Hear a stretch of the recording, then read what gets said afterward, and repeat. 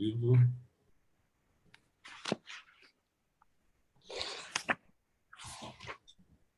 Agora acho que vai. Marcelo tem Machado, tem muitos casos aí de coronavírus aí, Marcelo? Aqui tem só 2 até agora Confirmado? afirmados. É porque o rapaz, ele é acamado. Ele tem aquela doença ela, sabe? Esclerose lateral Isso. amiotrófica. Isso. Aí veio uma sobrinha dele, parece que da Itália, visitar ele. E daí passou para ele e para a esposa. Presente de grego, hein, filho?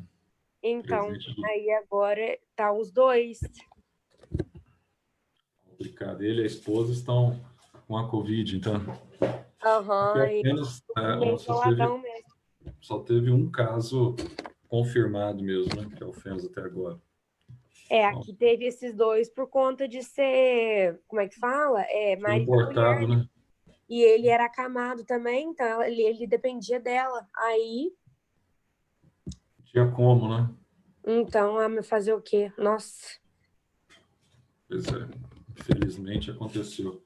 Mas às vezes ele sai dessa ainda. Aqui Pessoal, muita gente não tá levando a sério, não. então, mas isso aí está generalizado, né? Mas o problema é que quando o negócio se tornar sério aqui em Minas, aí, sei lá, vamos ver quem vai ser, porque São Pois é. Paulo, por exemplo, na hora que São Paulo começar a ter um declínio da curva, aí de repente Minas começa a subir, né? Igual Então, quando qualquer outra virose, quando acontece com dengue, febre amarela e tal. Ó, Deus queira que não venha para cá, mas dificilmente não vai vir, né? Olha a catástrofe humanitária que está os Estados Unidos hoje com 600 mil infectados e com mais de 25 mil mortos, né? ô Então, Zé, deixa eu te perguntar sobre a dengue. É, aquele mosquitinho branco e preto, da perninha branca e preta, ele sempre vai estar contaminado? não, nem todo o Aedes aegypti ele está contaminado. A mesma coisa do você pegar o percevejo do Trypanosoma cruzi, que transmite Trypanosoma cruzi, nem todo percevejo, tá? Nem todo Triatoma infestam, ele é portador do protozoário Trypanosoma, assim como nem todo Aedes é portador do vírus, tá? Nossa, porque aqui na região daqui da minha casa tá cheinho desse mosquitinho da perninha branca e preta. Nós estamos com um problema no sul de Minas aqui, com surto de dengue também, né? Se não bastasse a outra, a gente está com Nossa, eu problema tô com de... muito medo. Aqui em casa já matei um tanto.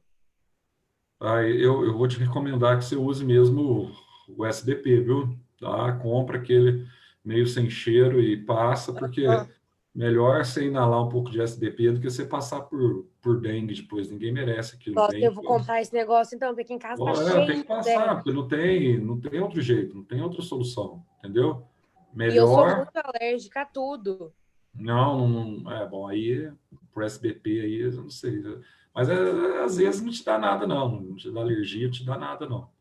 Mas eu recomendo que você passe esse negócio, porque a única forma de matar que tem esse negócio aí não adianta. Usa repelente, mas o repelente passa 2 horas, ele Pra mim não sai da adianta nada pessoa. repelente, nada. Então, ele sai, tudo muito complicado, viu? Mas vamos lá então, Nossa. pessoal. Deixa a dengue de lado agora, né? Vamos pensar aqui agora um pouquinho, que aliás, esse aqui é mais uma virose de um país como o nosso, um país como o Brasil, né? Infelizmente, nós temos aí uma série de problemas fitossanitários, se não bastasse tudo isso, agora a pandemia também do coronavírus, né? Para variar. Então é o seguinte, nós vamos começar aqui, tá? Eu já fazer uma super revisão aí da excreção e vamos fazer uma super revisão também da questão do sangue. Aí você pergunta assim, Zé, você mandou aquela aula para a gente ontem lá, você falou assim, ó, se você resolver, eu acho legal você assistir, etc. Tá? Por que eu falei aquilo? Bom, uma razão muito simples. Aquela aula foi ontem de manhã para uma turma do primeiro ano, né, através do Zoom também, e que trata aquele assunto lá que eu sei que muitos de vocês têm um pouco de dificuldade, que é a parte de respiração celular, e muitas vezes você fica meio nervosinho na hora, né? Você, não consigo guardar, não consigo isso, não consigo aquilo. Então, olha, foi uma aula um pouco mais diferente, um pouco com mais recursos, digamos assim, visuais, tá? que talvez eu acho que ficou mais fácil para você, fica mais fácil para você entender. E tudo que foi dito naquela aula sobre a glicólise, sobre o ciclo de Krebs e a cadeia respiratória, também você pode ter ela como base para a prova da Unifenas, tá? Então, assim, depois deve você assistir, eu acho legal já em termos de revisão, porque eu não vou voltar mais àquele assunto, a gente já fez revisão sobre aquele assunto, agora depende de você assistir aí tanto as revisões, quanto também, tá? As aulas aí que a gente deu sobre esse tema aí, olhar o caderno, etc. Pessoal, então, quando nós estamos falando sobre excreção, a primeira coisa que a gente vai lembrar aqui é do elemento sanguíneo, tá? Para chegarmos aqui no néfron, para chegarmos aqui na região da estrutura renal, para chegarmos na região cortical, para chegarmos na região medular, vamos lembrar aqui do sangue, né? Como que o sangue é formado, como que nós temos aqui a estrutura do nosso corpo. Bom, o sangue, ele é produzido pela medula óssea vermelha, no processo que nós chamamos de hematopoese, tá? Ou seja, o processo de eritopoese é o processo que atua na fabricação do sangue. Então, aqui, olha, você está vendo projetado aí um indivíduo. Aqui nós temos a região onde ficam os dois rins. Aqui nós temos toda a estrutura renal, tá? Zé, eu preciso saber? Precisa saber quais são os canais que estão nos rins. Zé, saber só sobre o néfron para a prova é o suficiente? Não, não é o suficiente, tá? Também sobre o néfron, também sobre o néfron. Ah, Zé, eu tenho que saber sobre o néfron, como que funciona, tem que saber, óbvio que tem, isso aí é o básico. Agora, saber como que é o rim e onde estão os néfrons no rim, isso você tem que saber também. E saber também quais são os canais que estabelecem um intercâmbio com a sua bexiga. Tem que saber tudo isso, Zé, tem que saber tudo isso, de uma forma bem direta e de uma forma bem objetiva, tá? Para que você, no dia da sua prova, você leia a questão, interprete e o fundamental, acerte aquilo que está pedindo na sua prova, beleza? Então, aqui você tem, ó, a estrutura renal, tá? Aqui você tem os dois rins. Esses dois rins, parte aqui dos rins, ó, mais na região de cima, parte essa estrutura que a gente chama de ureter, tá? A ureter, ela faz o quê? Vai conduzir o elemento tóxico que estava aqui no rim, vai conduzir para a bexiga urinária.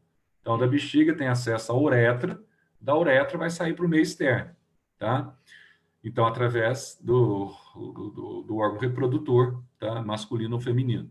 Então, aqui, olha, esse rim, ele está diretamente relacionado com o seu coração, está diretamente relacionado aqui para trás, você tem o fígado, tá? Aqui dá para você ver o ureter, a extensão do ureter, aqui dá para você ver a bexiga urinária e aqui dá para você ver a uretra. Então, nós temos dois rins que apresentam uma capacidade de filtrar cerca de 180 litros, de 160 a 180 litros de sangue por dia.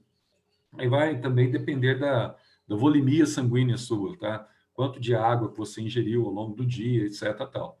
Então, 180 litros, até 180 litros, é sangue para dedéu, tá? Ah, Zé, mas por que que o sangue precisa ser filtrado?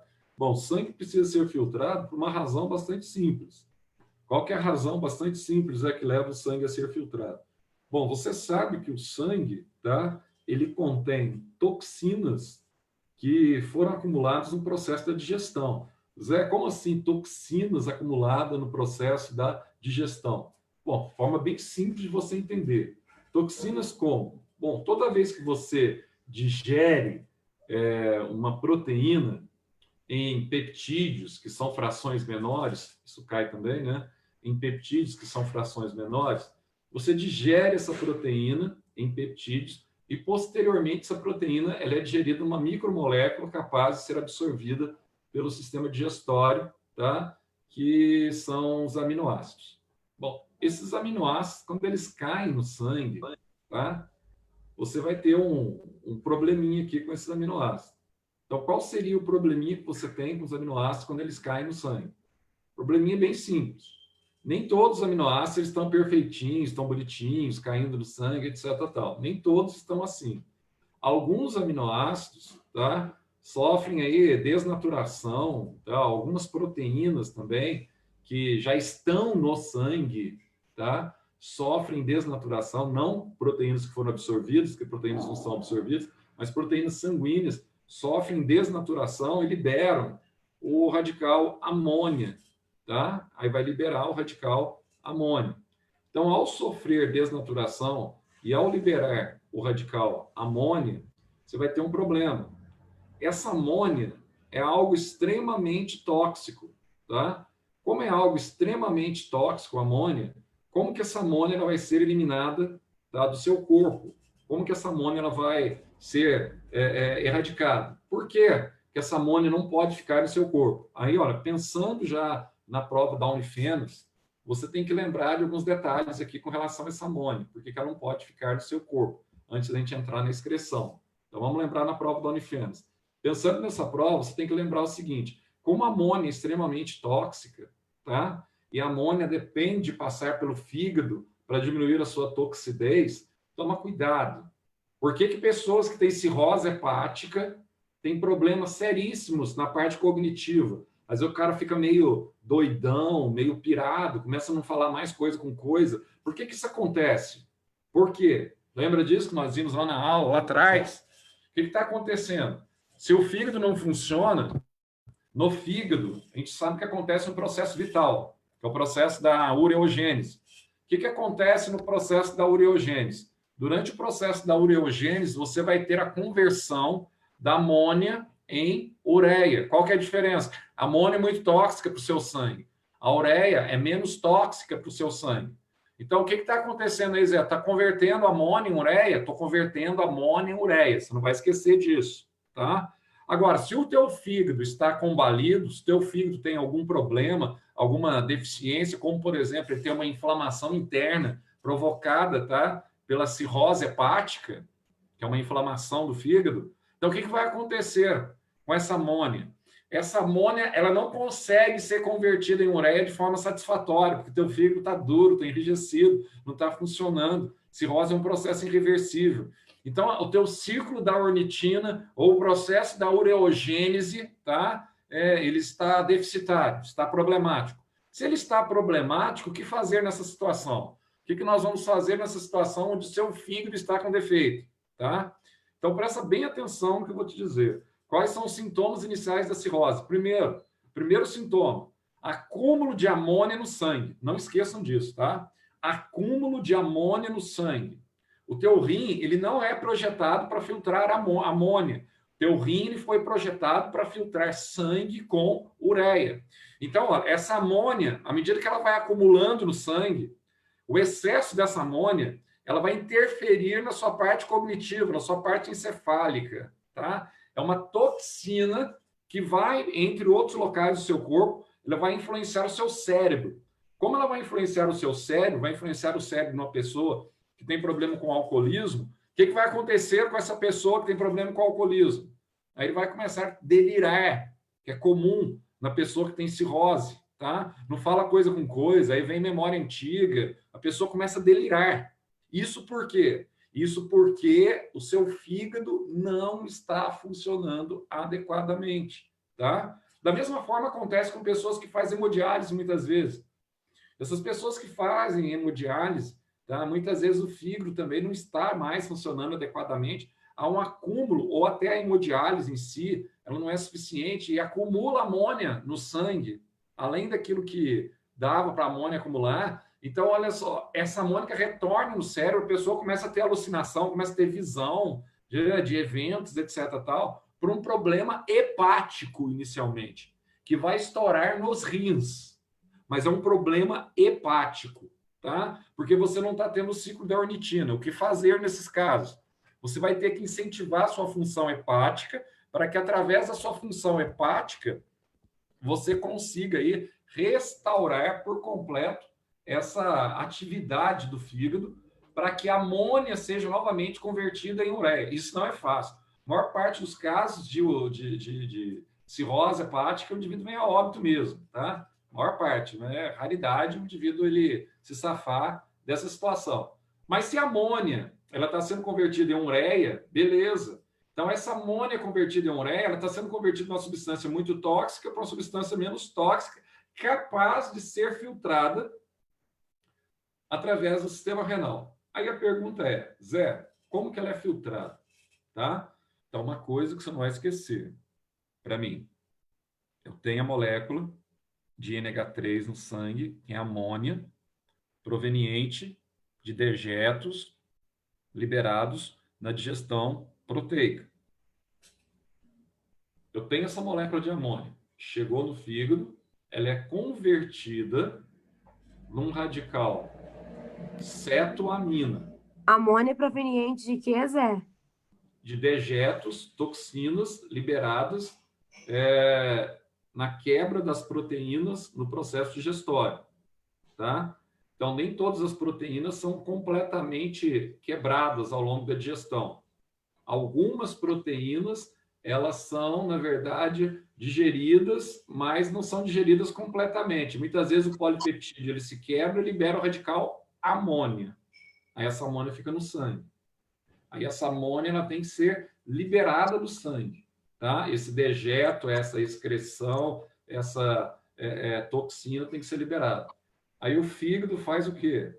Aí você lembra a fórmula da ureia, da amônia em NH3. Aí a fórmula da ureia é o CO, né? Aí eu tenho dois radicais de amina primário, NH2 e NH2, tá? Então, CO, NH2 e NH2. Lembrando que o CO aqui é uma cetona, né? É uma cetamino primário. Então, eu tenho uma ureia, que é uma cetoamino primário. Então, presta atenção e toma cuidado com isso, tá? Na prova de vocês. Sai de amônia, vai para a ureia. Pô, essa ureia agora, através do sangue, ela sai das artérias hepáticas e chegam até os rins. E ao chegar aos rins, o que vai acontecer aqui, Zé? O que vai acontecer quando ela chega até a região dos rins? Nós vamos ver aqui, ó, o que vai acontecer com essa amônia, como é que vai se dar o processo de filtração e o que vai acontecer basicamente com ela quando ela chega nessa região aqui do sistema renal, tá? Então, Peraí, Zé, é a amônia que chega no rim ou é a ureia que chega no rim? Eu troquei aqui, a ureia, na verdade, né? O que vai acontecer com a ureia Tá. quando ela chega nos rins? A amônia já foi convertida em ureia, Já né? convertida. Ah, beleza. Troquei aqui a palavra aqui. Na verdade, é ureia Certo. chegando. Aí a ureia chega nos rins e aí o que acontece? Tá? Aí para onde que ela vai? Através do sangue, né? Então, olha só, a primeira coisa que você tem que entender é a estrutura aqui dos rins.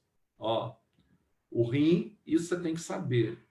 O rim ele tem essa região toda aqui externa, que a gente chama de córtex, e tem essa região interna aqui do rim, ó, que a gente chama de medula, ó, onde ficam as pirâmides renais, tá? Então, na região cortical, na região externa, é onde estão alojados aqui os néfrons, tá? Essas estruturas aqui. Então, não esqueçam disso. Os néfrons estão no córtex renal, tá? Os néfrons estão no córtex renal. A região da medula é para coletar a urina. E a região da medula também está relacionada com a produção de alguns hormônios, por exemplo, né? O hormônio que a gente tem aí, a adrenalina, é produzido nessa região da medula.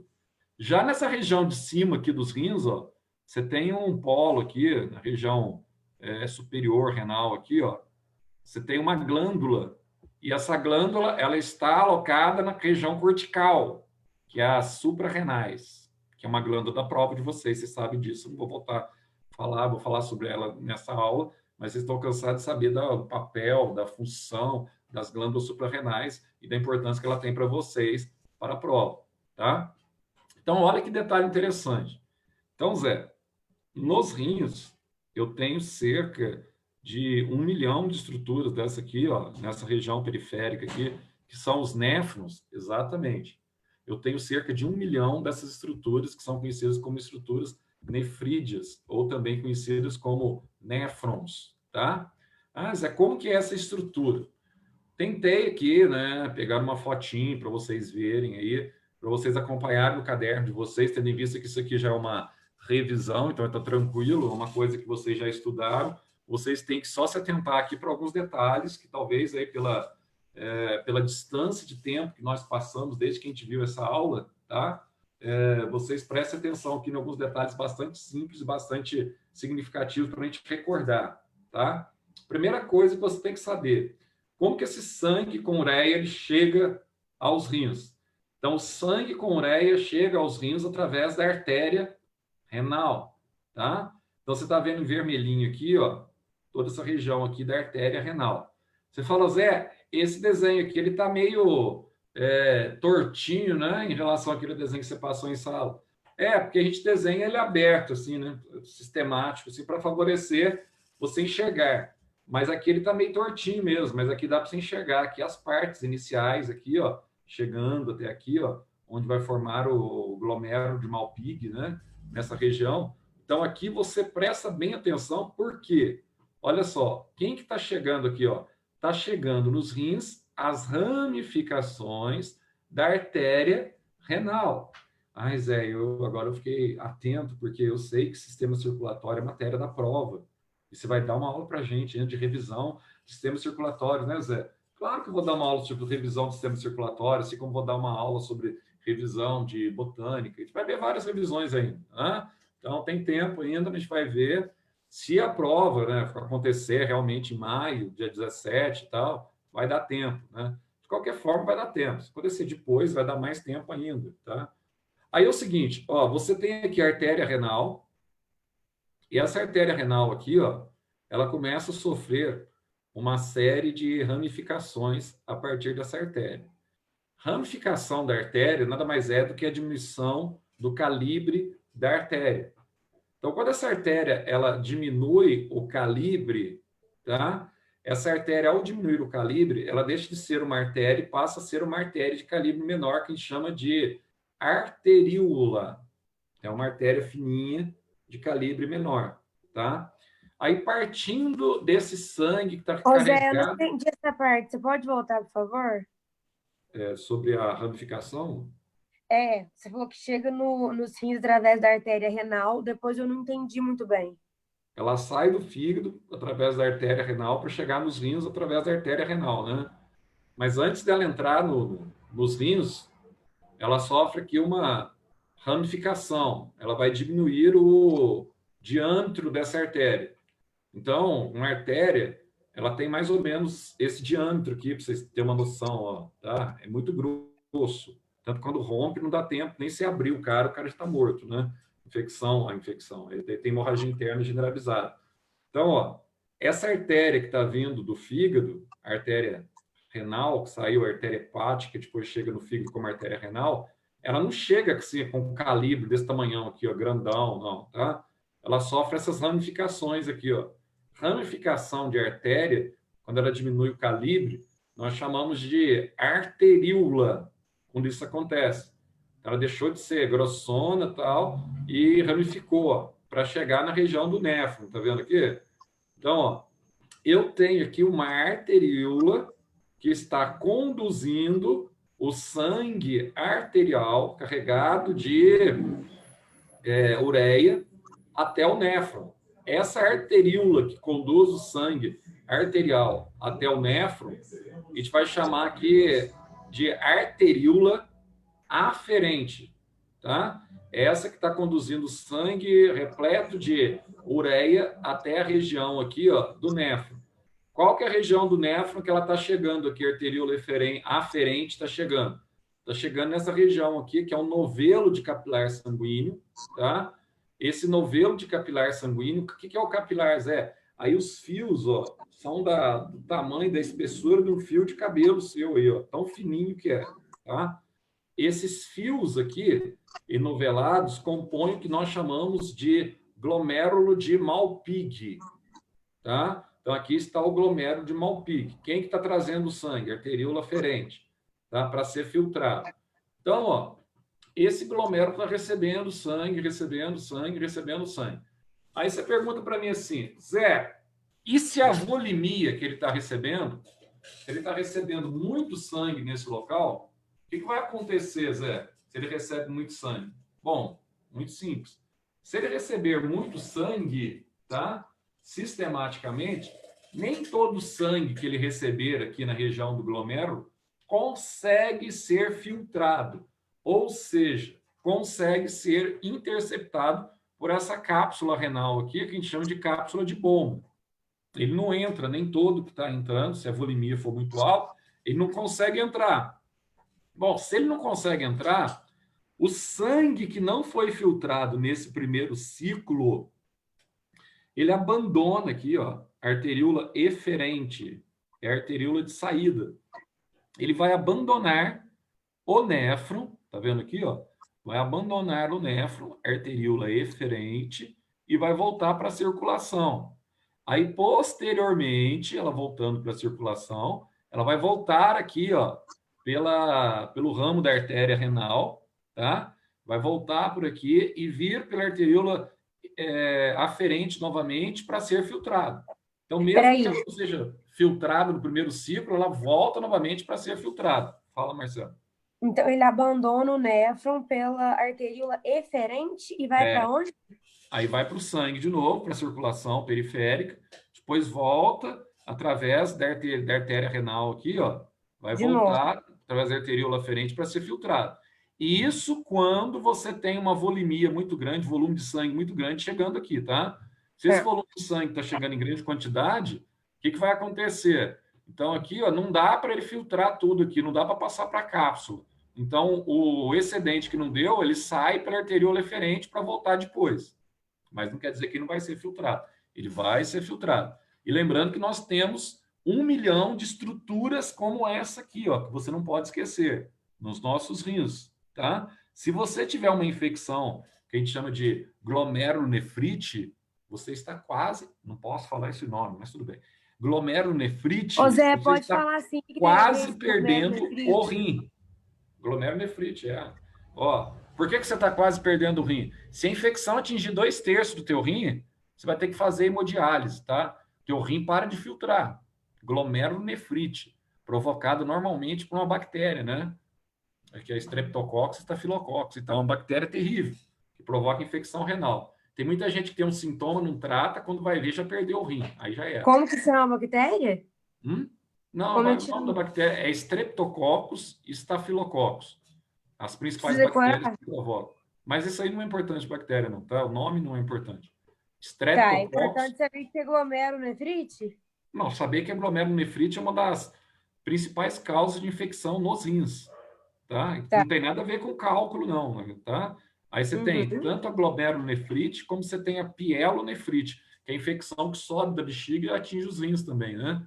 Que é um problema seríssimo também. Eu tive pielonefrite, que deu pus lá, que eu contei para vocês, mas a minha foi porque estava obstruído esse canal aqui, o canal do ureter estava obstruído meu, né? Então não dava para a urina descer, aí a urina voltava para os rins, aí infeccionou, aí deu pus, né? Aí deu a pielonefrite, tá? Então, pielonefrite não tem nada a ver com pedra nos rins? Não, a pielonefrite pode ser provocada por cálculo renal, mas você pode ter pielonefrite sem ter cálculo renal. Tá? Pode ter pielonefrite por ação bacteriana apenas. A minha foi provocada pelo cálculo, porque a urina não descia e voltava para dentro do rim. Aí infeccionou, né? Tinha bactéria na urina. Quando você está com cálculo, você fica com os canais feridos, né? Aí é meio de cultura bacteriana, e a bactéria volta, aí te dá infecção. Então aqui, ó, você vai ter a região do... Essa pielonefrite, ela pode ser causada pelo Streptococcus também? Mesma coisa, Streptococcus e Staphylococcus, são as duas bactérias principais, tá? Da pielonefrite. Agora aqui, ó, então chegou esse... Oi, pode falar. Eu não tô entendendo nada. Você começa a falar, a Marcela fala, eu tô ficando perdidinha. Então vai, Marcela. Uai, ô Marielle, tô tirando as minhas dúvidas aqui, é aula igualzinho na escola, tia, as suas. Não, eu não tô falando disso. O Zé tá falando assim, aí você fala junto, o áudio fica ruim, Marcela. Aqui é aula normal. Mas depois assiste o vídeo de novo e vê o que ele tá falando. Mas eu tenho dúvidas e ele é professor, eu tô aqui para tirar as minhas dúvidas. Mas ele tá falando completamente. Assiste o vídeo que tá sendo gravado depois e para você tirar as suas dúvidas. Essa matéria é muito difícil. Para mim não tá nada difícil, Marielle, tá tudo bem claro. Então mas para mim tá sendo difícil. Tá bom, pessoal, vamos lá então. Guarde as facas agora e vamos lá, vamos atender a todos. Vamos lá, Mariana. Qual que é a dúvida, Mariana? Pode falar. Do negócio lá do glomerulonefrite. Glomerulonefrite. Continua falando. O que acontece com a glomerulonefrite? Você contrai uma bactéria, tá? E é mais comum em mulher do que em homem. Essa bactéria, ela vai alojar nessa região aqui, ó, tanto do glomérulo quanto do néfron, e vai provocar o que a gente chama de infecção de urina. Aí, por exemplo, quando a gente fala de infecção de urina, você tem infecção de urina nas vias inferiores e nas vias superiores. Nas vias inferiores, quando pega a bexiga, é mais fácil de ser erradicada.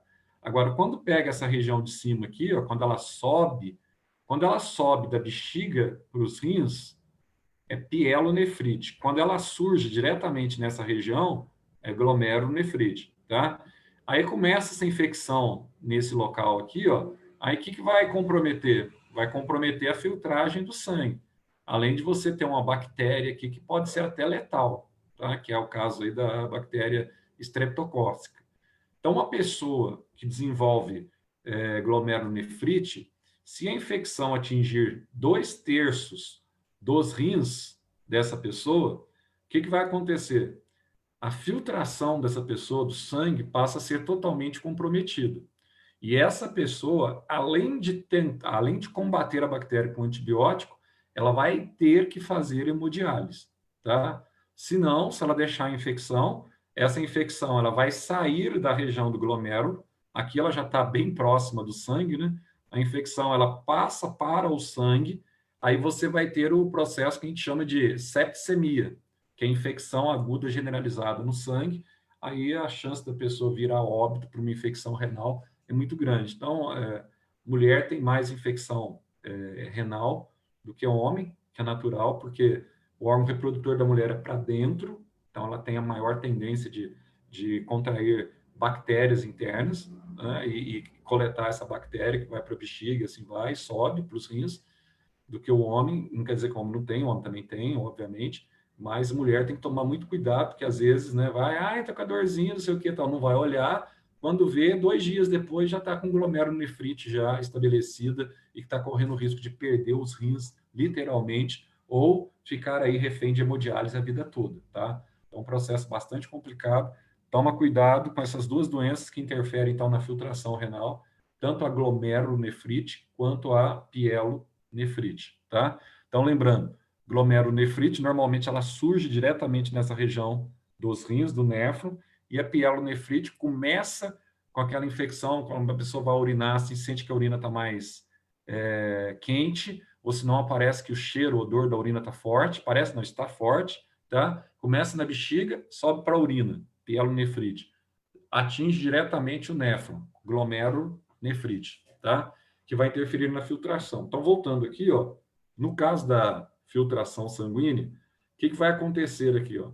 Então, aqui eu vou tendo, então, ó, um volume de sangue aqui, ó, ele vai aumentando nessa região aqui das arteríolas aferentes e eferentes. Então, tome bastante cuidado na prova de vocês, tá? À medida que esse volume de sangue vai aumentando, para eu aumentar esse volume de sangue, eu preciso aqui de um hormônio que vem lá da metade direita do coração, tá? Então, não vou esquecer o nome desse hormônio, e não vou esquecer também aqui, ó, as células conhecidas como células de passagem, que são células que permitem a passagem do elemento filtrado para dentro da cápsula. 2 nomes. Primeiro, Zé, como é que chama esse hormônio que é produzido na metade direita do coração, no átrio direito, né, Zé? Nas proximidades ali do nó sinoatrial, que eu tenho que saber para a prova também, o nó sinoatrial. Que é o Qual hormônio, Zé? Nome do hormônio. PNA, né? Que você já sabe, que é o peptídeo natriurético atrial. Então, esse hormônio ele é fundamental. Aí você vai entender que agora por que esse hormônio é fundamental. O que esse hormônio ele faz durante o processo de filtração. Então, o nome para você guardar da ação desse hormônio, o nome que resume a ação desse hormônio. Volumia, tá? Ou seja, o que ele faz? Ele vai aumentar o volume de sangue na região do glomérulo. Então, ele vai aumentar o volume de sangue na região do glomérulo. Como que ele vai aumentar o volume de sangue na região do glomérulo? Ele vai fazer isso aqui, ó, PNA.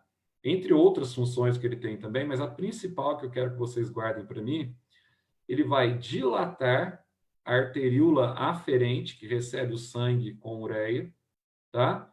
E vai fechar em parte, tá? Vai provocar aqui o que a gente chama de vasoconstrição, ou seja, vai diminuir o calibre da arteríola eferente.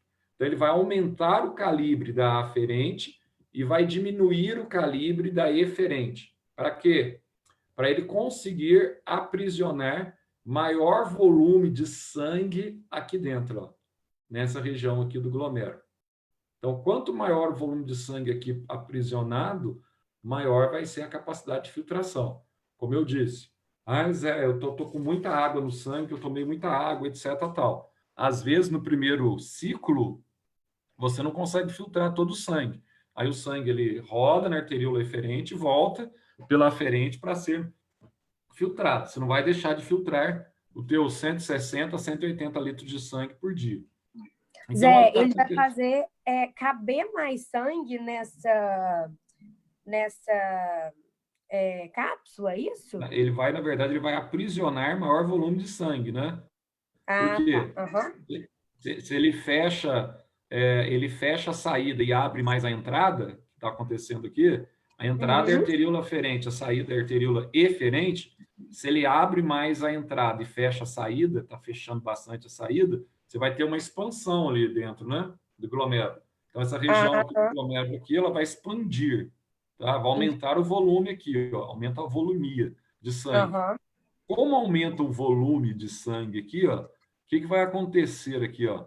A cápsula começa a comprimir, tá, o glomérulo. Então, aqui você tem a cápsula comprimindo o glomérulo à medida que o PNA vai agindo e à medida que o PNA vai contribuindo para o aprisionamento maior de sangue, para o aprisionamento maior de um volume de sangue nesse local.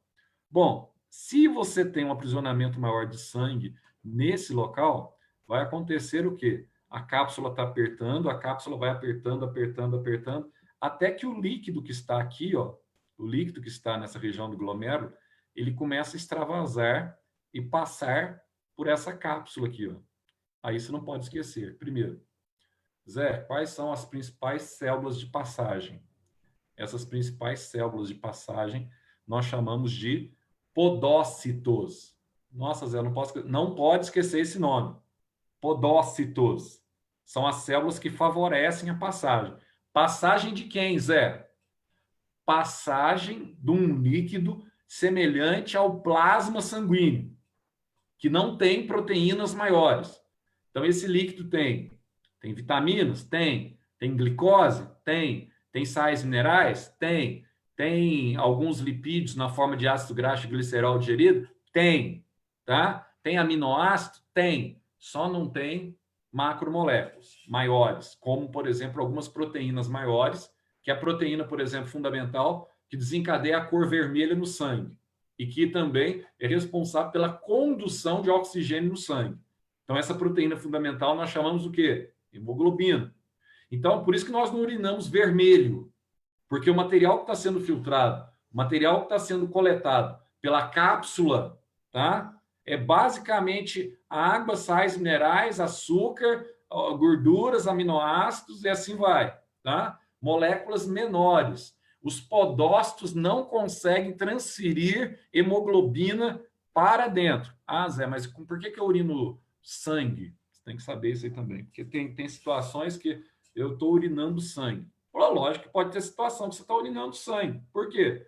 Porque às vezes essa região interna aqui, ó, da cápsula sua, com o processo de glomerulonefrite ou com o processo de pielonefrite, essa região interna sua aqui, ó, pode estar infeccionada. Infeccionou aqui, ó.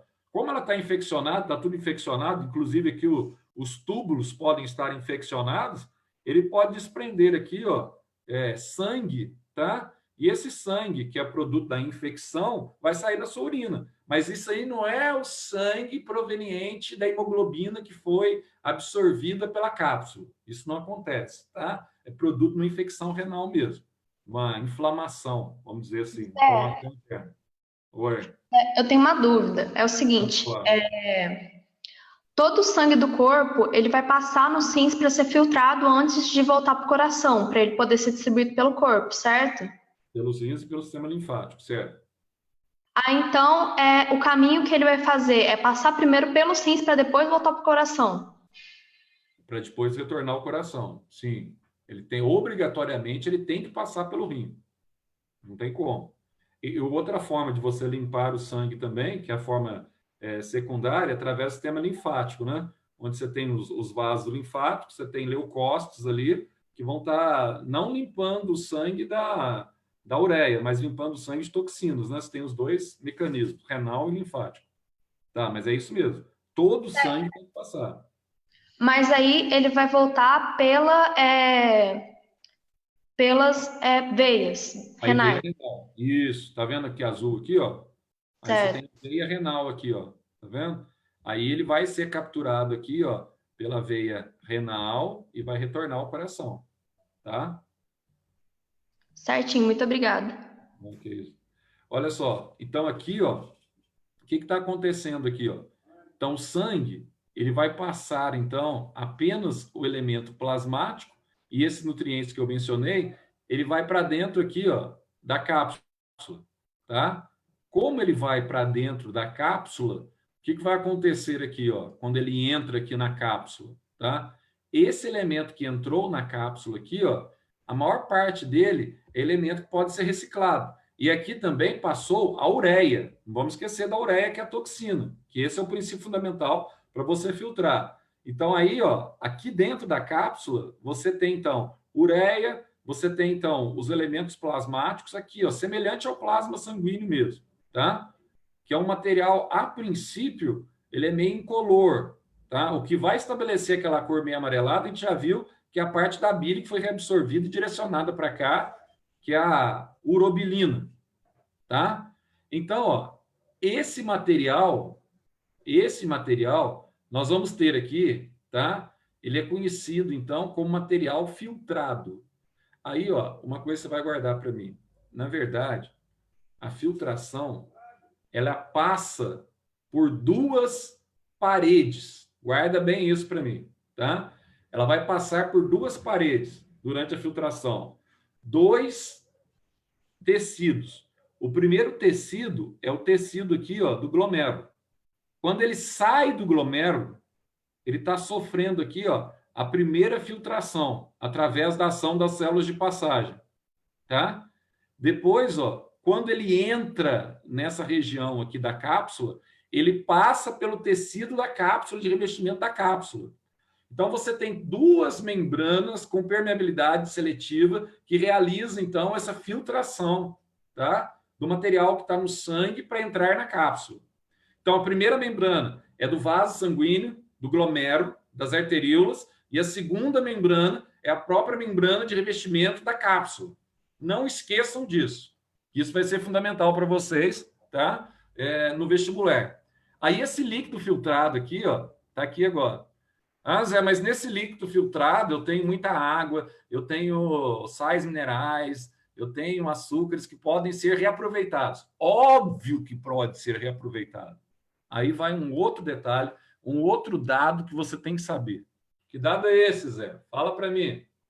99% do material que foi filtrado pelo seu sistema renal através da parte cortical da região que nós chamamos de néfron, 99% vai ser reabsorvido.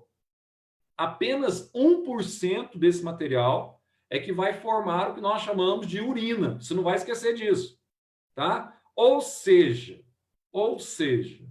né? Se você pegar 160 litros filtrado por dia, tá? Desses 160 litros, no máximo, você vai urinar 1,6 litros, que compõe a urina que você vai excretar. No máximo. Ah, Zé, então quer dizer que 158,4 litros vão voltar para o sangue? A solução vai voltar para o sangue? Exatamente. 1% apenas é urina tóxica. O resto é reaproveitado. E nesse resto que é reaproveitado, você vai, então, passar para o processo que a gente chama de processo de reabsorção. Ah, Zé, aí que eu quero saber. Aí o negócio pega, né? Não pega, não. O negócio é fácil. Quando a gente fala de reabsorção. Ah, Zé, é fácil? É fácil. Garanto para vocês que é extremamente fácil, você não vai errar isso de jeito nenhum. Sabe por quê? Porque eu tenho aqui alguns tipos de reabsorção. Eu tenho reabsorção obrigatória, eu tenho reabsorção salina e eu tenho reabsorção facultativa. Ah, tá. Ô, Zé, você ajudou muito, viu? Tá, tô ajudando muito, tá, beleza. Então, mas eu tenho 3 tipos: obrigatória, salina e facultativa. Zé, qual que é a diferença disso aí? As 2 últimas dependem de ação hormonal. Nossa, Zé, é mesmo?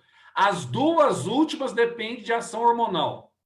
Respectivamente, a salina aldosterona e a outra, a reabsorção facultativa, ela depende da vasopressina, o ADH. Vou falar ainda, calma.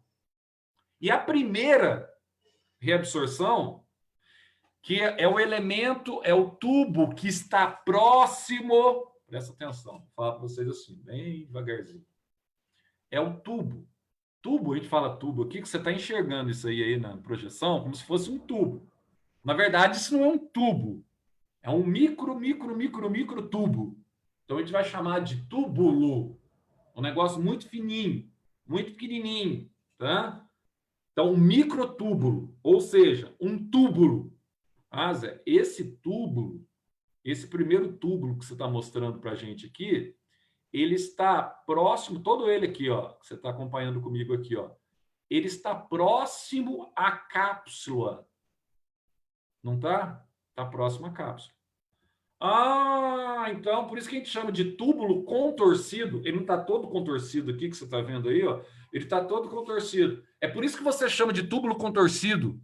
Proximal. Isso, exatamente. Porque ele está próximo à cápsula de Bowman, tá? Ou à cápsula renal. O local onde ocorreu a filtração. Ah, Zé, então faz todo sentido. Depois você tem uma alça aqui, ó, que você chama de alça de Henle, ou alça nefrética, tanto faz, que é a alça do néfron, né? Você vê que ela, na verdade, ela diminui um pouco aqui o calibre, daqui a pouco eu vou falar sobre isso, ela dá uma diminuidinha assim de calibre, isso. Depois aqui você tem um outro túbulo, antes de chegar na pelve renal aqui, ó, quem que está mais distante da cápsula, né, Zé? É esse outro túbulo que está mais distante da cápsula, nós chamamos de túbulo contorcido também, distante, distal. Então, eu tenho túbulo proximal, ó, meu néfron. Tem que saber as partes do néfron para a prova. Tem que saber. Não tem outro jeito. Não tem outra solução. Tem que saber, então, a cápsula que está protegendo o glomérulo, que é um novelo de capilares sanguíneos, tá? Que se formam ali para conduzir o sangue a ser filtrado até essa região da cápsula. Então, a cápsula protege e filtra o sangue. Guardei, Zé. Depois da cápsula, o elemento filtrado, eu vou ter, então, esse túbulo que está próximo à cápsula. Nossa, Zé, estou guardando. O túbulo próximo à cápsula, túbulo proximal. Esse túbulo próximo à cápsula vai realizar uma reabsorção obrigatória, que não tem ação hormonal. Não esqueçam disso. Não tem nenhum hormônio agindo ali para desencadear esse processo de reabsorção. Nossa, Zé, isso é importante. É muito importante. Por que é muito importante? Porque aqui, ó, nesse túbulo, você está vendo aqui que tem várias arteríolas aqui, ó, pequenas artérias, capilares sanguíneos, ó, passando por aqui, ó. Tá tudo em volta aqui, ó. Tá em volta, ó, sangue, arterial, venoso é o azulzinho, arterial vermelhinho. Ó, tudo em volta aqui, ó, dessa região do túbulo proximal, tá dando para você enxergar, ó. E pegando também essa região descendente da alça nefrética. Você tá enxergando isso aí, ó. Agora, o que que acontece? Então, tá próximo. Então, ó, o líquido que está aqui dentro, que é o material filtrado, ele não tem hemoglobina. Lembra? Ele não tem a proteína hemoglobina, porque ela era grande e os podócitos não deram conta de passar essa proteína para o material filtrado. Então, não tem proteína hemoglobina. Beleza. Só que aqui, ó, nesses capilares periféricos, aqui eu tenho o inverso. Aqui ele está cheio de hemoglobina, não é isso? Ele está tão cheio de hemoglobina que ele está aqui, ó, vermelhinho. E esse vermelho aqui representa a hemoglobina, tá? Ô, Renato, traz um copo de água para mim, por favor. Ó, ele representa aqui a hemoglobina. Então, presta atenção no detalhe aqui, ó. Aqui, ó, eu tenho hemoglobina e aqui eu não tenho hemoglobina. Então, qual é a relação que você faz? Zé, você acabou de falar que não precisa de hormônio. E eu sustento que não precisa de hormônio. E você tem que guardar que não precisa de hormônio. Hormônio precisa só aqui e aqui. É? É. Só aqui na alça nefrética e aqui no túbulo distal. Nossa, Ô Zé, Zé. onde tem hemoglobina? Hum? Onde tem hemoglobina? Nenhum lugar aqui. Ah, não, hemoglobina só fora aqui. Ah, tá. Antes de passar no glomérulo ali, nos Não, podócitos. hemoglobina é só esse vermelhinho aqui, ó. Tá. Nesse local do capilar aqui, que está pro lado de fora do Antes túbulo de entrar. proximal. Tá vendo aqui, ó? Tá pro Beleza. lado de fora. O túbulo proximal, ele tá todo aqui, ó, revestido por capilar sanguíneo. Tá dando para vocês verem, né? A hemoglobina Tá. só tá no sangue de fora. Não está dentro do material filtrado. Então, presta atenção no detalhe aqui, ó. O que vai acontecer? Eu criei aqui uma situação que eu não preciso de hormônio. Se eu não preciso de hormônio, eu vou ter uma situação aqui, ó. Aqui dentro do túbulo, como eu não tenho hemoglobina, você tem uma solução aqui hipotônica. Em relação a esse sangue que está passando aqui pelos capilares, que está vermelhinho aqui, ó, que tem hemoglobina, onde eu vou ter uma situação aqui que a gente chama do quê? Hipertônica. Por que é hipertônica em relação ao líquido aqui, ó? Porque a hemoglobina é uma proteína que aumenta a concentração do sangue em relação ao líquido filtrado, que é um líquido semelhante ao plasma sanguíneo. Então, vamos lá? Então, aqui, ó, eu tenho hemoglobina mais concentrado e aqui eu tenho o líquido filtrado menos concentrado. Então, em outras palavras, aquilo que vocês escreveram no seu caderno lá no início do ano, nessas primeiras aulas que a gente viu. Aqui eu tenho um líquido hipotônico e no sangue eu tenho um líquido hipertônico em relação a esse líquido. Então, aqui, ó, eu vou criar o que nós chamamos de gradiente de concentração. Zé, o que é gradiente de concentração? Gradiente é diferença. Mesma coisa. Então, eu vou criar aqui uma diferença de concentração. Nossa, Zé, diferença de concentração entre o que e o que? Uma diferença de concentração entre o líquido filtrado, que é hipotônico, e o sangue periférico, que está passando aqui de vermelhinho aqui nos capilares sanguíneos, que é hipertônico. Ah, então é por isso que a gente não vai precisar do aspecto hormonal. Exatamente, é por isso que você não vai precisar do aspecto hormonal. Por quê? Você cria um gradiente, uma diferença, tá? E através dessa diferença que você vai ter a reabsorção. Então, essa reabsorção, a gente chama de reabsorção obrigatória, porque essa reabsorção, ela segue essa diferença de concentração. Simples assim. Tá? Ela vai seguir essa diferença de concentração entre o líquido que está no túbulo proximal e o líquido que está no sangue periférico, onde estão os capilares vermelhinhos aí que você está enxergando. Aí o que vai acontecer? Olha só o que acontece na reabsorção obrigatória. Tá vendo que tem muitas regiões de contato aqui, ó? Eu tenho contato entre essa região da arteríola e a região do líquido que está dentro do túbulo. Nessas regiões que há o contato direto, você vai ter a passagem do líquido, tá? Principalmente aqui, ó, da água, que vai ser reabsorvida aqui, ó, nessa situação. A passagem da água do local menos concentrado, do local hipotônico, representado pelo túbulo proximal, para o sangue, que é o local mais concentrado hipertônico. Ah, Zé, então a água, ela está seguindo um fluxo osmótico? Exatamente. Ela está passando do meio hipotônico, que é o túbulo, para o capilar vermelhinho, que é hipertônico, tá? seguindo um gradiente de concentração e utilizando uma membrana semipermeável. Zé, onde tem a membrana semipermeável aí, ó? Quem funciona com membrana semipermeável aqui, ó, é a própria parede do túbulo proximal e o próprio endotélio que reveste o capilar sanguíneo, tá? Funciona, na verdade, ela tem permeabilidade seletiva, mas nesse caso específico, ela funciona como semipermeabilidade. Então, permitindo que a água passe do meio menos concentrado para o meio mais concentrado, que é o sangue. Então, você está devolvendo parte da água que entrou na filtração sanguínea para o sangue. Você está devolvendo essa água, tá? Então, essa reabsorção ela é feita seguindo o gradiente de concentração. Então, ela é obrigatória, porque ela segue essa diferença de concentração entre o sangue e entre o material do túbulo proximal. Então, olha só um detalhe aqui também. Bom, Zé, mas você falou da água. A água, então, é um transporte passivo. A água, então, ela segue um fluxo osmótico. Exatamente. A água é um transporte passivo, ela segue um fluxo osmótico. Mas não tem sais minerais aí, Zé? Não tem vitaminas aí, Zé? Tem. Tem vitaminas, tem sais minerais, estão tudo aqui, bonitinho, tá? Mas e aí, Zé? O que acontece com esses sais, por exemplo, sais minerais, tá? Os sais minerais, a glicose que você tem aqui, ela pode ser reabsorvida, Zé? Pode ser reabsorvida.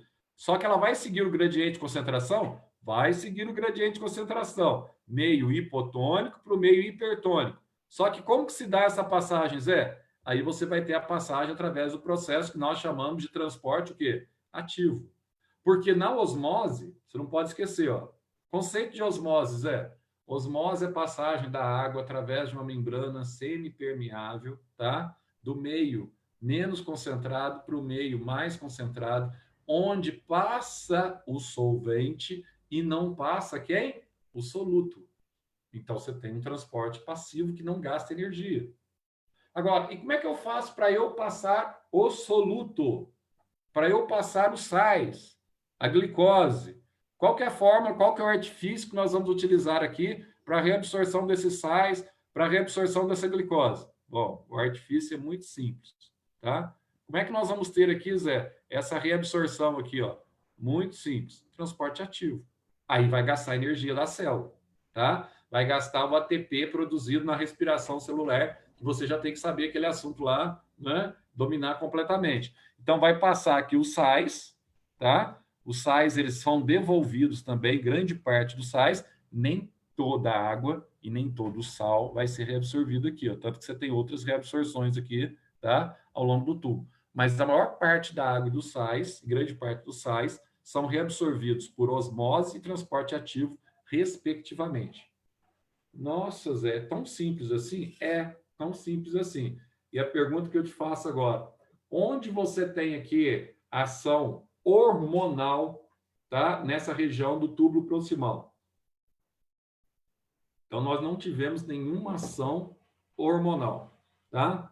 Então, não tem ação hormonal. Então, beleza, Zé, aqui é só por diferença de concentração, tá? Aí, você vai ter uma alça aqui no néfron. Essa alça aqui no néfron, ela começa aqui, ó, logo abaixo do túbulo proximal e ela vai até o túbulo distal. Então, essa alça, na verdade, ela estabelece, não esqueçam disso, porque além da parte de filtração, você tem que saber explicar também a parte que a gente chama da fisiologia, fisioanatomia, tá? Como é que é a composição, como é que é a confecção de um néfron. Tem que saber explicar também isso. Não esqueçam disso, tá? Isso vai ser fundamental para vocês. Pois bem, então, Zé, nessa região aqui... Oi, pode falar. Essa reabsorção obrigatória, salina e facultativa estão tudo no túbulo proximal? Obrigatória? A salina e a facultativa. Não, facultativa ela está no túbulo distal, tá? Facultativa ela depende de hormônio, que é o ADH. A obrigatória, você vai ter só a reabsorção da água, parte da água e dos sais. Só que não depende de hormônio. Agora, essa aqui, nesse local aqui, a distal, ó, aí aqui já é uma reabsorção que depende diretamente da ação hormonal. Aí não vai ser a diferença de concentração, e sim a ação do hormônio ADH que vai promover a reabsorção da água. Tá? E a reabsorção salina é onde? A reabsorção salina específica, a reabsorção salina acontece aqui, né? No túbulo proximal, uma parte, Então, era isso. e aqui na parte ascendente da alça nefrética, vai acontecer exclusivamente reabsorção salina sob a ação da aldosterona. Nós temos 2 locais de reabsorção salina. Túbulo Entendi. proximal, sem hormônio, e na parte ascendente da alça nefrética, com hormônio, que a gente vai ver agora, Rise. Beleza. Obrigadão. Olha só. Então, aqui, ó, o líquido que não foi reabsorvido, ele segue o seu percurso aqui nessa alça. Aí uma coisa que você não vai esquecer para mim, você vai lembrar aqui para mim bonitinho, sem nenhum problema. A parte descendente da alça, ela apresenta a mesma condição do túbulo proximal, tá? Então, normalmente, ela vai reabsorver água por osmose e sais por transporte ativo. Mesma situação, tá? Na parte descendente da alça, que é essa parte aqui que a gente desce aqui com a setinha aqui com vocês, ó, é a parte que não tem ação nenhuma hormonal. Ao contrário dessa parte aqui, ó, que a gente chama de parte ascendente da alça, ó. Essa parte que é fundamental. Zé, o que é essa parte ascendente da alça aqui, ó? Essa parte ascendente da alça, qual que é a diferença dela pela parte descendente? Primeira coisa, por que não ocorre aqui ó, a reabsorção que ocorre igualzinho ocorre aqui, ó, água e sais, tá? Essa parte internamente aqui, ó, ela não é revestida, ela tem uma membrana parecida com a do túbulo proximal, tá? Já essa parte aqui, ó, ascendente, ela é revestida internamente. Ela é revestida internamente por quem? Bom, ela é revestida internamente por um tipo de epitélio, tá? Que é impermeável à reabsorção de água. Então, aqui, ó, nessa parte de cima aqui, ó, a água não é reabsorvida. Nessa parte ascendente que vai daqui até aqui, a água não é reabsorvida. Nossa, Zé, se a água não é reabsorvida, o que vai acontecer então, Zé? Bom, se a água não é reabsorvida, você vai ter aqui, ó, a reabsorção de sais, tá? Exclusivamente de sais nessa região ascendente. Então, Zé, deixa eu entender aqui, ó. Deixa eu entender, então, aqui, para eu não fazer bobeira depois na prova, tá? Então, se a água que desceu por aqui não foi reabsorvida até aqui, o que vai acontecer com essa água? Bom, essa água ela vai passar por aqui sem ser reabsorvida, ó, e vai chegar no túbulo distal. Ah, então deixa eu entender um detalhe aqui, ó. Então, se aqui não é reabsorvido água, você falou que é reabsorvido sais, aqui, nesse pedacinho que eu tenho aqui na região ascendente da alça, você vai ter uma reabsorção, tá, de sais comandado por um hormônio? Exatamente. Que hormônio é esse, Zé? O hormônio é a aldosterona. Esse hormônio é produzido no polo superior dos rins, e no polo superior dos rins eu tenho as suprarrenais. Então, presta atenção aqui, ó. Quando a gente fala do polo superior dos rins, nas suprarrenais, na parte externa das suprarrenais, que é a parte do córtex das suprarrenais, eu tenho a produção dos minerocorticoides, como a aldosterona, por exemplo, tá? Que são hormônios que atuam diretamente para aumentar a permeabilidade para o sal voltar para o sangue. Agora, além dessa parte cortical, córtex da suprarrenal, eu tenho a parte medular, igualzinho eu tenho no rim. E na parte medular, tá, da suprarrenal, eu vou ter então a produção do hormônio, que é o hormônio que atua aí na formação da noradrenalina, que aumenta, estimula o batimento cardíaco. Então a noradrenalina é produzida na parte medular da suprarrenal, enquanto que, tá, a região cortical produz aldosterona. Beleza, e produz cortisol também, tá? Ó, então a aldosterona, ela atua aqui, ó, a água não está sendo reabsorvida, ela vai aumentar a permeabilidade da parede aqui, ó, para que o sal seja reabsorvido para o sangue. Então, o sal sai daqui e retorna ao sangue. Você não vai esquecer disso, tá? Essa reabsorção salina, ao contrário da reabsorção salina que aconteceu aqui, de acordo com o gradiente de concentração, essa absorção salina, ela ocorre sob ação hormonal. Então, se não tiver, é igualzinho a insulina na célula, se não tiver insulina, a glicose não entra na célula. Se não tiver aldosterona aqui, ó, o sal, ele não sai daqui e passa, tá, para o sangue. Da mesma forma, eu preciso desse hormônio. Beleza, então o que vai acontecer aqui, Zé? Se nesse pedacinho aqui o sal foi absorvido, e o que vai chegar aqui então, Zé? Ou grande parte do sal foi absorvido.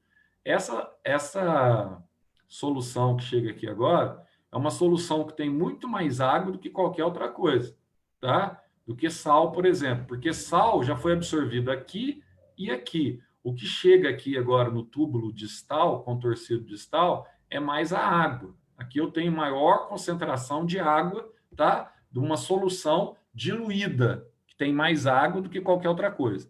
Aí nós temos um outro detalhe aqui agora, outra ação hormonal. Zé, qual vai ser essa ação hormonal aí agora que vai acontecer, tá, nesse local?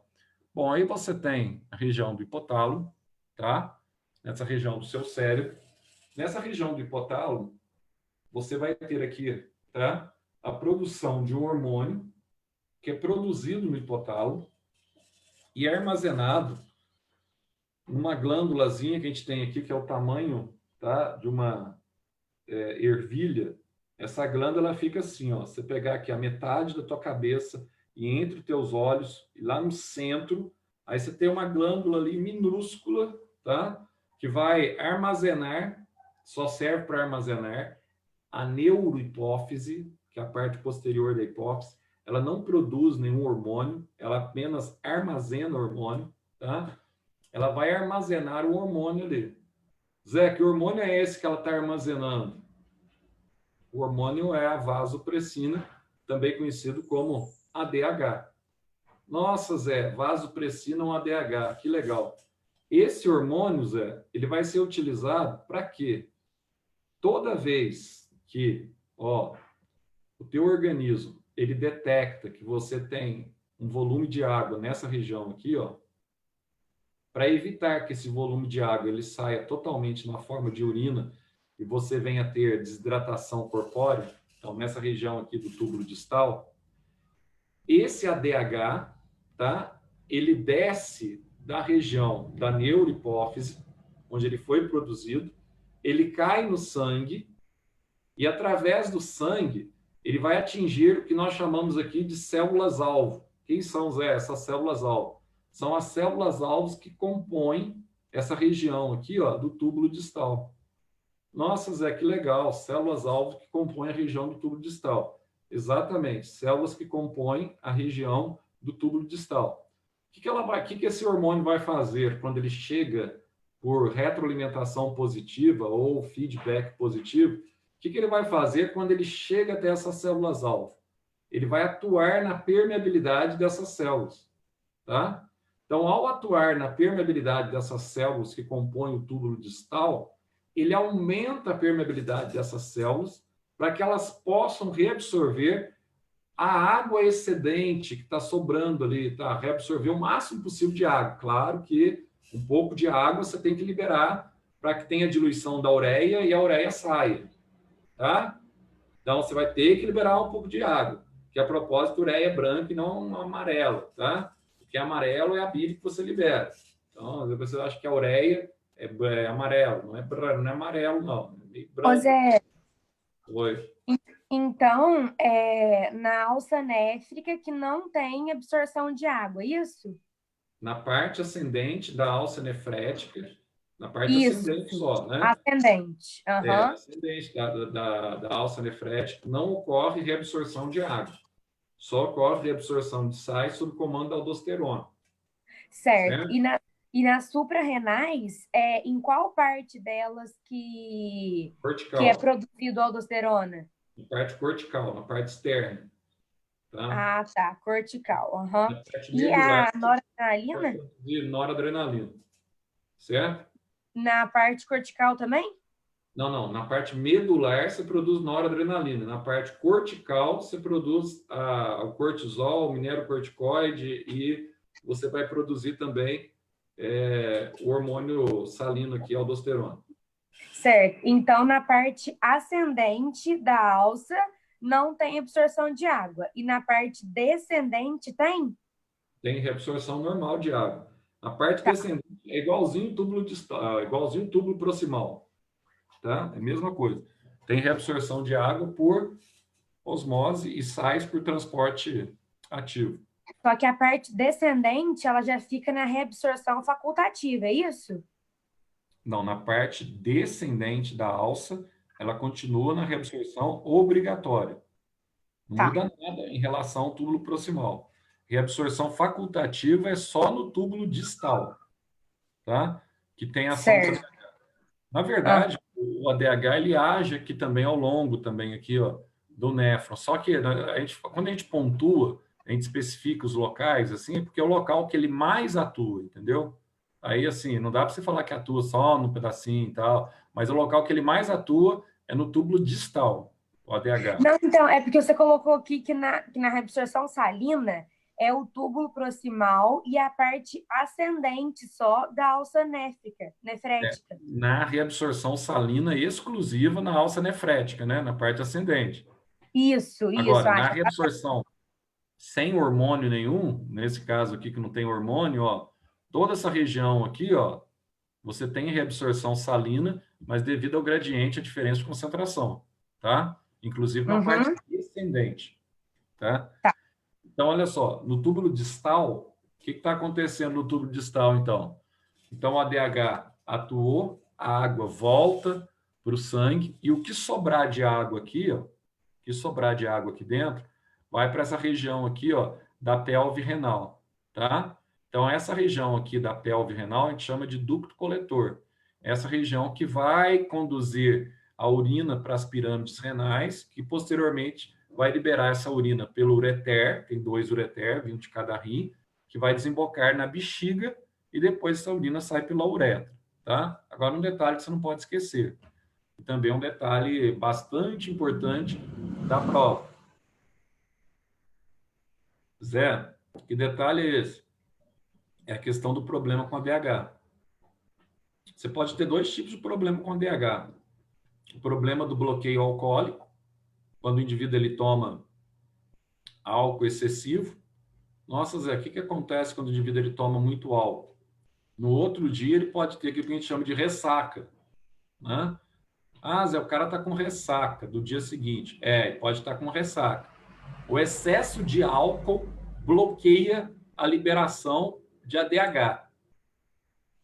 Então, se o excesso de álcool bloqueia a liberação de ADH, o que acontece? Se desce menos vasopressina, ou hormônio antidiurético, automaticamente vai acumular mais água nessa região do túbulo distal.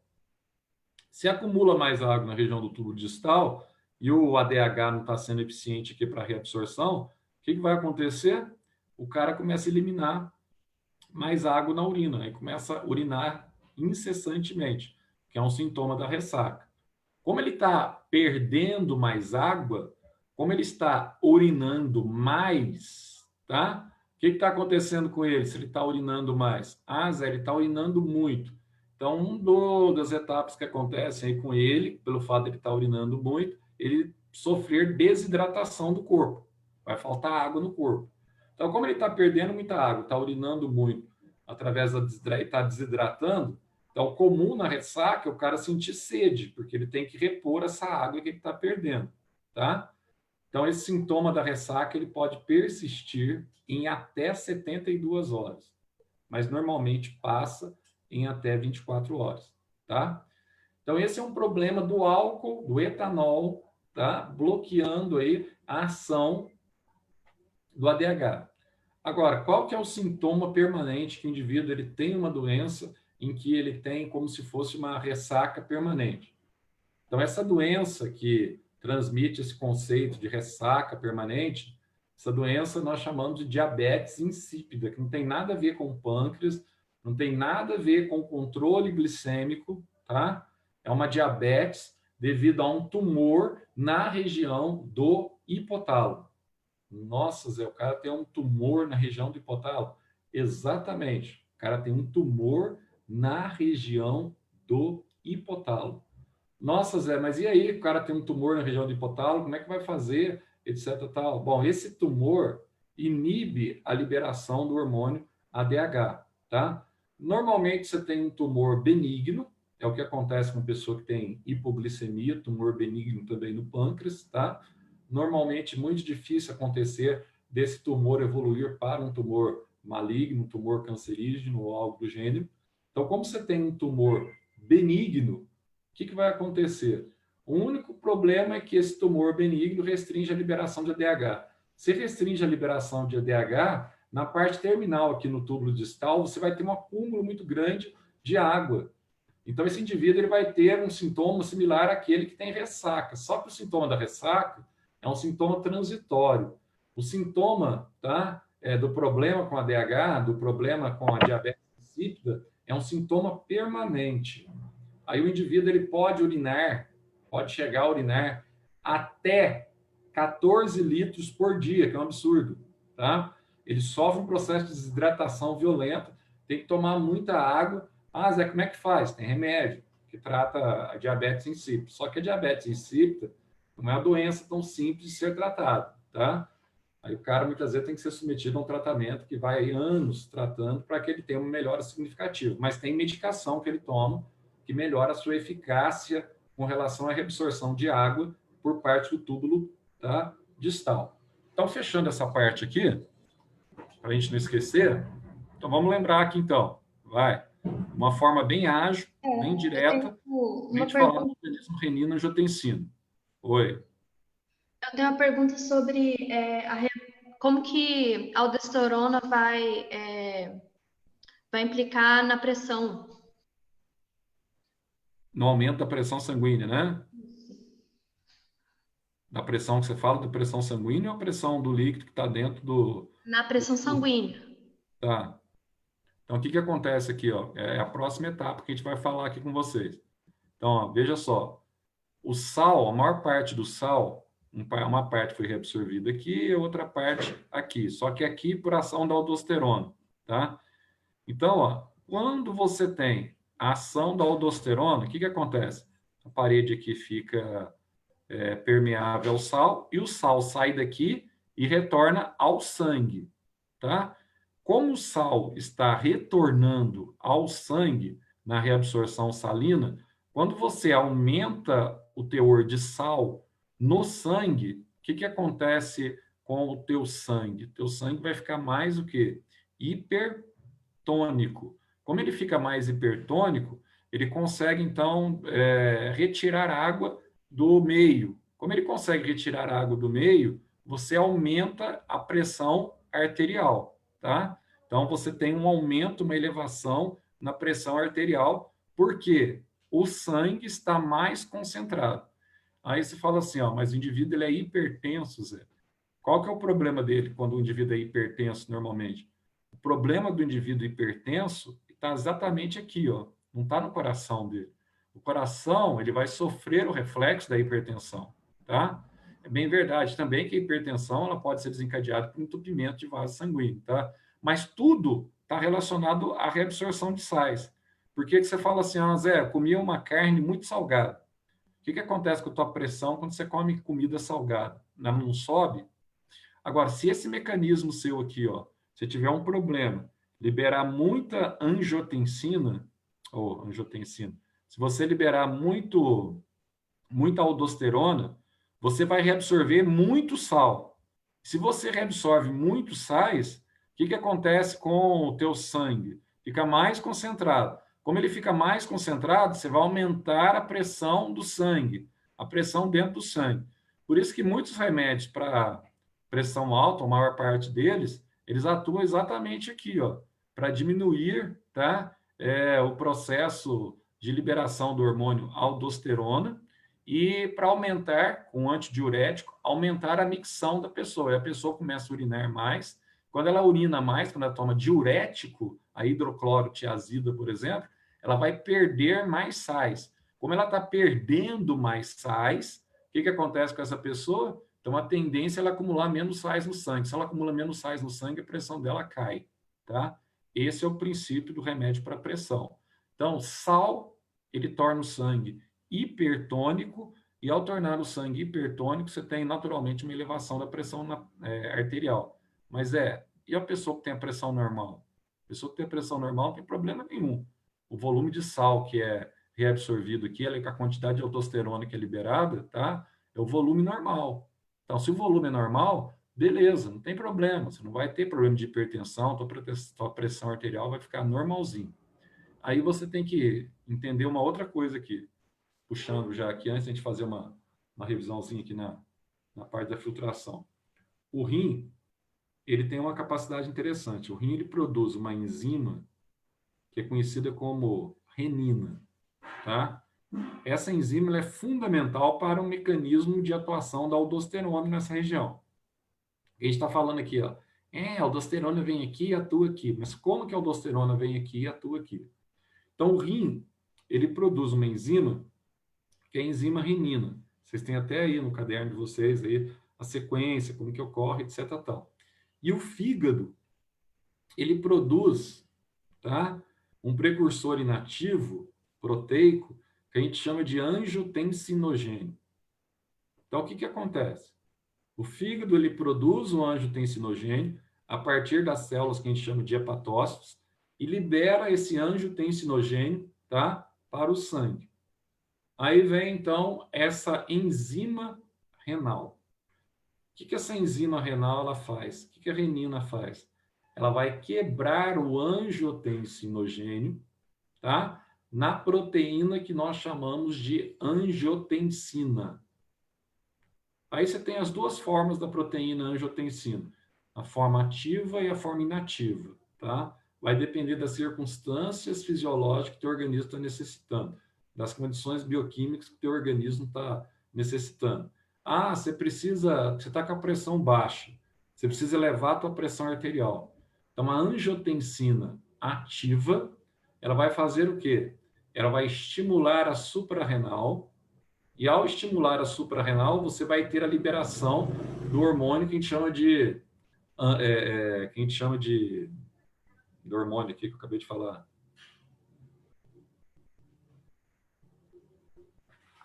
O hormônio salino aqui, ó, a angiotensina renal, vai estimular a ação, tá, da suprarrenal, e a suprarrenal vai liberar aqui o hormônio minerocorticoide. Esse hormônio minerocorticoide, ele vai fazer o quê? Ele vai atuar aqui, a aldosterona, vai atuar aqui, então, a angiotensina ativa é que estimula a liberação, tá, da aldosterona. A aldosterona, o hormônio minerocorticoide, ele atua aqui para a reabsorção dos sais para o plasma sanguíneo. Dessa forma, a pressão sua que estava caindo, ela sobe. Então, esse mecanismo de controle de pressão arterial a partir do sistema renal, ele ocorre assiduamente toda hora no nosso corpo. Por exemplo, tem pessoas que, Zé, vou levantar a cadeira aqui. Levantei a cadeira, parece que eu sinto tontura. Tem pessoas que têm hipotensão, têm queda de pressão. Então, naquele momento que você tem a queda de pressão, que fica tudo meio escurecido na tua frente, não estou enxergando direito, não sei o que e tal, tá? De repente você volta. Por que você volta? Porque esse mecanismo está funcionando. Você coletou sal e liberou sal no sangue. Na hora que você libera sal no sangue, você volta imediatamente. Da mesma forma, às vezes, quando você desmaia por algum processo, alguma coisa assim, tá? Fica zonzo, tonto e desmaia, a pessoa faz você comer uma azeitona, alguma coisa assim na boca, algo meio salgado, você volta, tá? Por quê? Porque você teve a reabsorção salina, então a pressão subiu um pouco e muitas vezes o desmaio é provocado por hipotensão, pressão baixa, tá? E a pessoa que tem liberação muito grande desse mecanismo aí, né, da angiotensina, da aldosterona, etc, tal, pessoa que tem uma liberação muito massificante, tá? Ela tem hipertensão arterial e a pressão dela sempre fica alta, tá? Então vamos aqui, ó, só para a gente fechar essa parte aqui. Olha o que está acontecendo aqui então, Zé. Estou olhando aqui, estou vendo isso aqui, ó. Estou achando muito louco isso. Você está achando muito louco, né? Então vamos lá. Primeira coisa, O sangue, ele saiu, tá, do fígado, ele já com a ureia, chegou até aqui, ó, através de arteríolas, então saiu pela artéria, chegou aqui, ramificou em arteríolas, e quando ele entra aqui, ó, ele entra nessa região interna aqui, ó, fica mais fino ainda, vai formar aqui capilares que vão se novelar. Então, essa arteríola de chegada é aferente, e essa arteríola de saída, se não der conta de filtrar no primeiro ciclo, é eferente. Então, chegou aqui, formou esse capilar sanguíneo. O que acontece? O plasma que está aqui dentro tem que extravasar e passar a cápsula para que o sangue possa ser filtrado. Então, isso acontece, ó. Esse sangue aqui, ó, ele é comprimido por essa cápsula sob a ação do hormônio ADH, que fecha a arteríola eferente e abre a arteríola aferente, aprisiona mais sangue aqui. O líquido aqui incolor, tá, plasmático, ele é filtrado, ele é coletado pela cápsula, e esse líquido aqui, ó, é uma solução salina de glicose, de vitaminas, de aminoácidos, etc. Tal. Ao longo de toda essa alça aqui, ó, que está toda rodeada por capilar sanguíneo, você vai ter aqui a reabsorção obrigatória, que não precisa de ação hormonal, onde a água volta para o sangue por osmose, os sais retornam ao sangue para o transporte ativo, tá? E aqui, ó, chegou nessa até nessa parte de baixo, a parte descendente, ocorre reabsorção obrigatória. Nessa parte de cima, aquilo que eu acabei de explicar aqui, você vai ter a reabsorção salina pela aldosterona, então essa parede é impermeável à água. O que sobrar aqui, ó, vai para o túbulo distal, tá? Chegando aqui apenas a água no túbulo distal com um pouco de sal. Então aqui você tem uma solução extremamente diluída em relação àquela que estava no túbulo proximal, tá? Então essa água, para ser reabsorvida, ela depende do hormônio liberado pela neurohipófise, produzido pelo hipotálamo e armazenado na neurohipófise, que aumenta aqui, ó, a permeabilidade dessas células aqui, permitindo que a água retorne aqui, ó, ao sangue. Então, a água retorna parte dela ao sangue. A água remanescente, junto com a ureia, é destinada aqui para a pelve, o ducto coletor ou pelve renal, tá? E nesse momento aqui também, você vai ter a secreção aqui da urobilina, que é produto aí da bile, né? Da parte da bile que não foi utilizada na digestão lipídica, e aí você vai ter, então, a coloração meio que amarela da urina. O que determina a concentração maior dessa cor amarela é exatamente a concentração de água que você toma no seu dia a dia. Se você toma muita água, a tendência é você diluir cada vez mais essa urobilina e a urina ser mais clara. Se você toma pouca água, a tendência é a urina sair mais concentrada, com odor mais forte, tá? Porque você tem uma maior concentração de urobilina. Lembrando que as fezes também recebem a bile na forma de estercobilina, tá? Então, isso aqui seria basicamente aí a excreção renal. Então, uma forma bem simples, bem objetiva, bem fácil, para a gente entender aqui a questão da excreção. Alguma pergunta? Quer falar alguma coisa? Agora, com relação a essa questão da excreção, tá? Aí vocês podem falar, pode comentar. Daqui a pouco a gente vai lá para terminar aquela parte nossa lá de química, tá? Que é fundamental para vocês, para você entender o que é energia de ionização, para você entender o que é afinidade eletrônica, você vai ter que saber raio atômico, tá?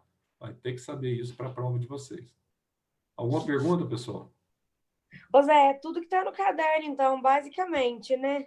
Essa aula já foi dada, né? Você já tem as anotações dessa aula. Então, como essa aula já foi dada, vocês têm anotações, agora é só atentar mais para o caderno, né? E, assim, às vezes, para vocês, assistir a aula, às vezes, assim, você acaba fixando mais o conteúdo, né? Você não precisa ficar lendo. Então, isso aí ajuda a fixação do conteúdo. Façam a forma que vocês acharem melhor aí, que facilite mais para vocês aí, tá? Daqui a pouco a gente volta, dá um tempinho para vocês descansar.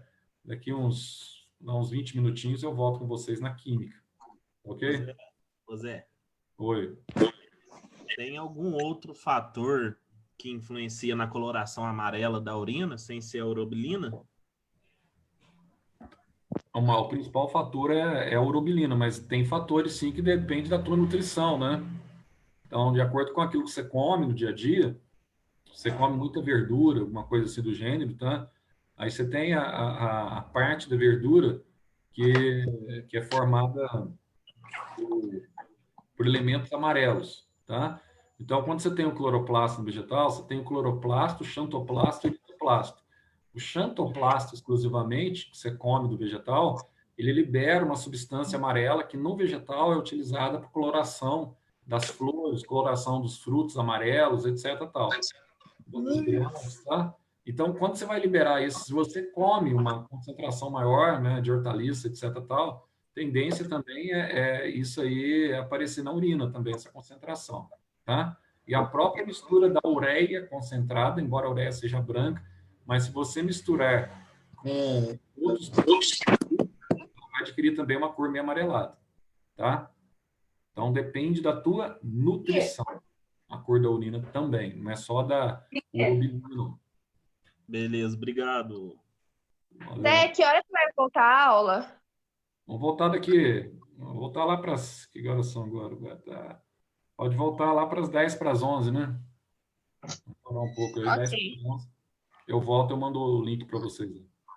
Até daqui a pouco. Já voltamos.